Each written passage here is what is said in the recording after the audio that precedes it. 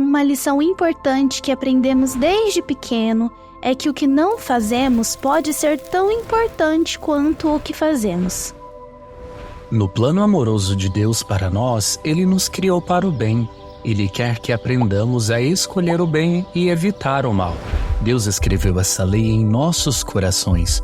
Chamamos isso de lei natural, porque podemos compreendê-la usando a razão. Mas às vezes nosso pensamento pode ser falho ou podemos estar mal informados. Então Deus revelou a lei para que a gente pudesse conhecê-la claramente. Você deve se lembrar que no Antigo Testamento haviam muitas leis e diretrizes para o povo de Deus. Sim, o livro de Levítico está cheio de longas listas de regras específicas para a adoração e vida dos israelitas. Exatamente. Deus tem reunido seu povo ao longo da história da salvação. E depois que Deus usou Moisés para reunir o seu povo e salvá-lo da escravidão do Egito, o povo precisou de novas orientações sobre como viver em comunidade e adorar a Deus. Mas os 10 mandamentos são diferentes.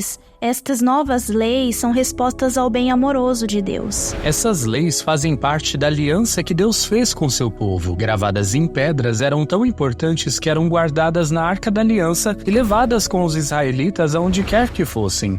Muitos dos mandamentos começam com não.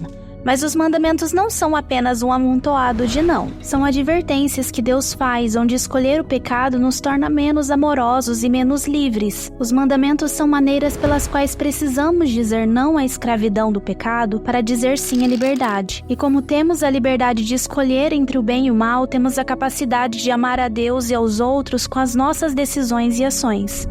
O pecado é um ato que contradiz a nossa natureza, nos machuca porque não fomos feitos para ele. Mas como temos liberdade, somos capazes de agir contra a nossa verdadeira natureza, contra o que é bom e verdadeiro, e o que nos leva à realização. Deus não criou as leis dos 10 mandamentos como um exercício arbitrário de poder. A lei é baseada em sua sabedoria, como um pai amoroso. Ele aponta o caminho que nos levará à verdadeira felicidade e nos alerta contra atos que nos prejudicarão. Os 10 mandamentos podem ser vistos como 3 mandamentos que dizem respeito ao nosso amor a Deus e 7 que dizem respeito ao nosso amor ao próximo. Eles são uma expressão da lei natural, mas o Catecismo nos lembra no parágrafo 2071 que, embora acessíveis à simples razão, os preceitos do Decálogo foram revelados. Para atingir um conhecimento completo e certo das exigências da lei natural, a humanidade pecadora precisava desta revelação. Deus nos ama primeiro e nos convida para a sua vida de amor. Ele descreve como é esta vida de amor através dos 10 mandamentos. Ao dá-los, ele definiu claramente para nós o que é o pecado, ou quais ações são pecaminosas e más. Portanto, seguir os mandamentos de Deus é o caminho para dar uma resposta amorosa a Deus e ao próximo. É uma obrigação moral que temos como seres humanos. É importante saber que os mandamentos falam de obrigações em assuntos sérios e também implicam obrigações em assuntos que poderiam ser mais leves.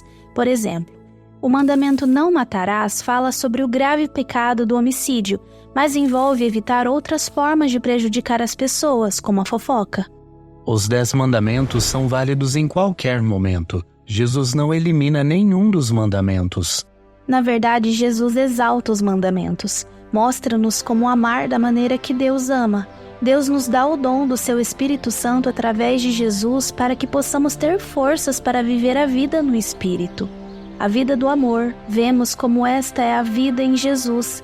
Jesus nos dá um novo mandamento quando diz: "Este é o meu mandamento. Amai-vos uns aos outros assim como eu vos amei." Os 10 mandamentos são um grande presente que recebemos de Deus. Eles nos ajudam a saber claramente o que evitar e como amar. Não são uma lista de nãos arbitrários, mas um plano para uma vida de amor e felicidade.